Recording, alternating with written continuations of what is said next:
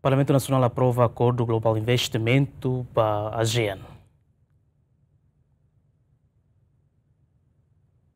E a segunda, né, Parlamento Nacional, reunião plenária, aprova a proposta resolução número Lima para sexta, com o acordo global de investimento para a ASEAN, ao voto unanimidade, no dar resolução ICOS com a adesão Timor-Leste para a ASEAN, nebe apresenta o vice-ministra para assuntos ASEAN, Milena Rangel. Antes da votação da proposta, né, deputado Cira Russo, governo, o Ministério da Justiça, a resolve título barrai, onde labele foi impacto para empresário estrangeiro Cira, o Enhirato Investe e a Timor-Leste.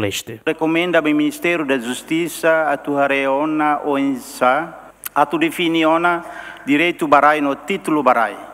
E da nema fatorida importante a tua segura e tani direito depois e tabela halo competição tu ir colega sira o India mercado liberal né e o enhira seita lá preparado e tani Ministério sira lá atento se foque solongan baita. Husuba governo tal prioridade no taona a estatuto rai nebe claro atau nei te bele nak loke ba investidor sira ma investe sira et sirnia moral itinerai atau nei itemos la bele sabe bek baliur mas itene jovem sira bela alo serviço itinerar. Hatamba preocupação né vice-ministra dehan parte competente mas se resolve problema né me binha parte hori governo naran agradece a parte hotu tamba processo adesão baseado né serviço coletivo. Processo adesão né processo coletivo é parte do todo contribui, incluímos no setor privado Sira e também a sociedade civil Sira e os membros, os governo RASIC,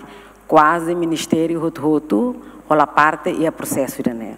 Senhor deputado Balo incluía com a clito de RAI e a pronto de tem preocupação roto, mas bem neste momento nós temos senhor presidente Parlamento Nacional cita ona carta e a comissão nebe que hareba assunto de né. Fano infalicata que oficialização Timor-Leste sai membro plena da organização regional ASEAN se realiza e domingo loron Ruanulo Resnen Fulane e a Kuala Lumpur Malásia e a âmbito semer ASEAN badala Hatnulo Resnen Hito.